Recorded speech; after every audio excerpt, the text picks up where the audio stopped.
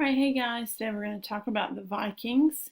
So our essential questions are, why did Viking settlements in Newfoundland fail? And what's the significance of Ptolemy? So first, before we get into the details of the Vikings, I want to show you just a 2-minute video clip. It's going to explain a lot of this information anyway, but kind of gives you some background. So I'm going to do that now, I hope. But we bet you didn't know there's much more to their story.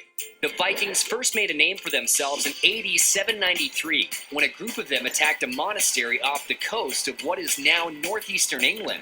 Over the next 2 centuries, they spread through Europe, the North Atlantic, and beyond during what is known as the Viking Age. They skillfully navigated the seas and waterways of Europe in their famous wooden longships, staging hit-and-run raids of coastal cities and towns. The Vikings weren't all part of a single race, and they didn't have a single ruler or central government. Instead, there were many different groups, each led by a different chieftain.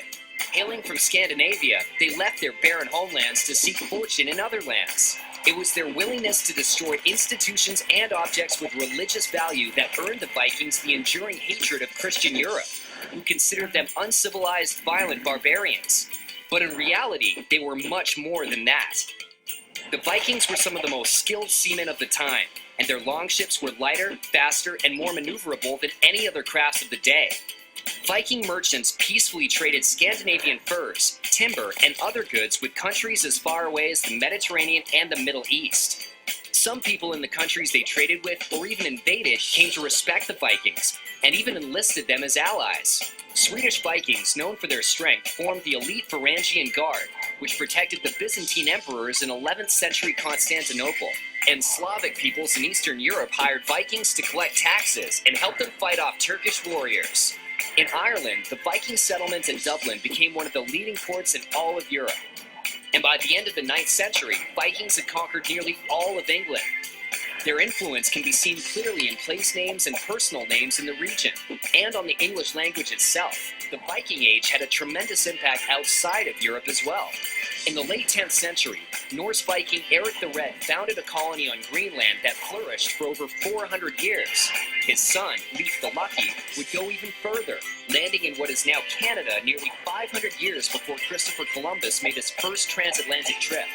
The Viking Age may have lasted less than 300 years, but in that time, these complicated people made an important mark on Western society and the world.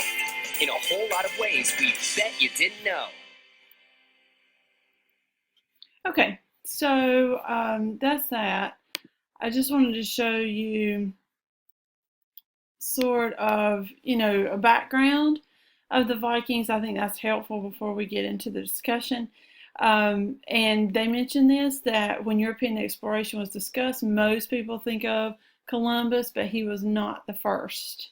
First were the Vikings, also known as the Norse people, and they're going to be from Scandinavia. All right, let me show you a couple of pictures. Here's a map of Viking raids.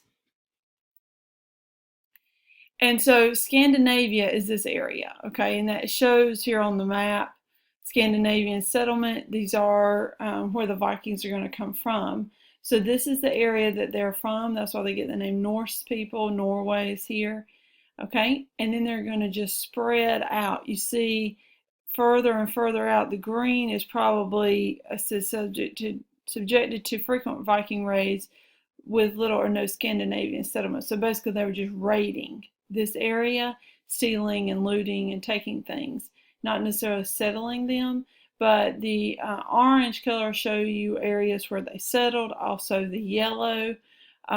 So, they're going to really expand out from this area of Scandinavia, which is Norway and Sweden, all the way into what's today Russia, down to almost the Middle East. Here's present-day Turkey, into Italy, and certainly over to the New World. Okay, so it says they arrived in AD 700 in longboats, and you saw some pictures of that in the video. I'll show you another one in a second. Leif Erikson led these 35 Vikings to Newfoundland, and Erikson attempted to establish colonies there. which I mentioned that he's going to try to spread out to do, but failed to set up any kind of colonial system because there was so much opposition from Native Americans. Certainly, Native Americans greatly outnumbered his 35 Vikings. So the Vikings don't lose here, so to speak, because they're weaker, but with ammunition or things, but because, or weaker fighters, but because they just don't have as many men. Let me show you a picture of the longboat. This is your typical Viking, okay? Often they had some sort of fur. The video alluded to that they were fur traders. And being so far north, they needed a lot of protection. Here's the longboat. And you see how wide it is here and why it's called the longboat. And they had this interesting mast at the top. So really cool kind of boat that they would use. And here's one on the water, just a painting depiction of how they would use those boats. And they had the oars out here and the sail. So pretty cool scene there also. I already showed you a map of the Viking raids. Leif Erikson becomes so important in the story of the Vikings. As I mentioned, he's going to go out to Newfoundland. Let me show you, I'll go back to that map. And so Newfoundland is this way. This is Greenland. So Newfoundland is going to be Canada on further off the map here. So they go good ways out. Erikson is going to have a monument built to his memory because of the Viking settlements and things that come later. So there's a monument to Leif Erikson. Okay, here's another one of Newfoundland. And so that shows you what the other map didn't. This one goes on over. Here's Newfoundland. So this is present day Canada. All right, there's Michigan today. Down here would be, right here would be Maine. No, excuse me, right here would be Maine. This will be Massachusetts. All right, so this is United States today. Here's Michigan. So, you know, not that far north of Maine is where Leif Erikson is going to land, and this is present day Canada. Here's Greenland that we saw a while ago. So we're going to sail in right here into Newfoundland. All right, it says, unlike later explorers, the Vikings did not have advanced weapons that could outgun those natives. And I mentioned the natives pretty much outnumber the Vikings. So they had weaponry and they were fierce fighters, but they don't have anything of some sort of massive capability to take out so many Native Americans. All right, it says, for the next 400 years following the Vikings arriving in the New World, there was no evidence that any other Europeans traveled to the Americas. So there's like this lull where we have all these Vikings, not a lot, but you know, at least 35 that we know of coming over to the New World. You would think when they land here that would be a big deal and they would go back and bring more and you know they're going to settle that area.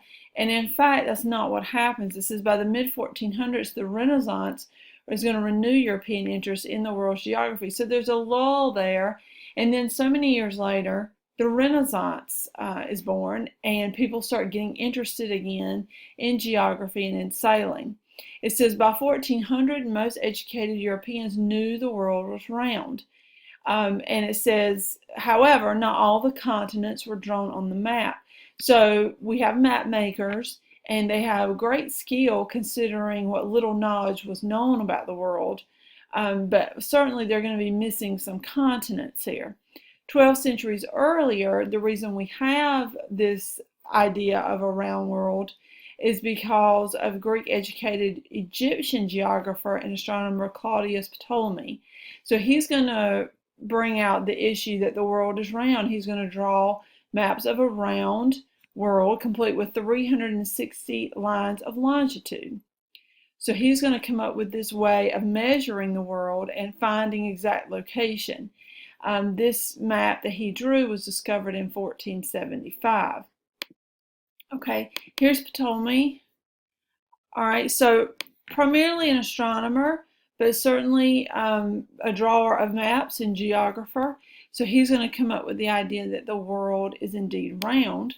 And here is an early map of his, kind of cool to look at, because He's got Africa pretty well depicted, and you see Asia is like, I don't know, kind of crazy, but Europe is pretty sound. Uh, and this is Greenland, although we know it's not doesn't really attach to Europe. But this looks pretty good. This looks pretty good. And then you see he's got like a little bit of land here and some land down here. Probably this is from his knowledge of Amerigo Vespucci.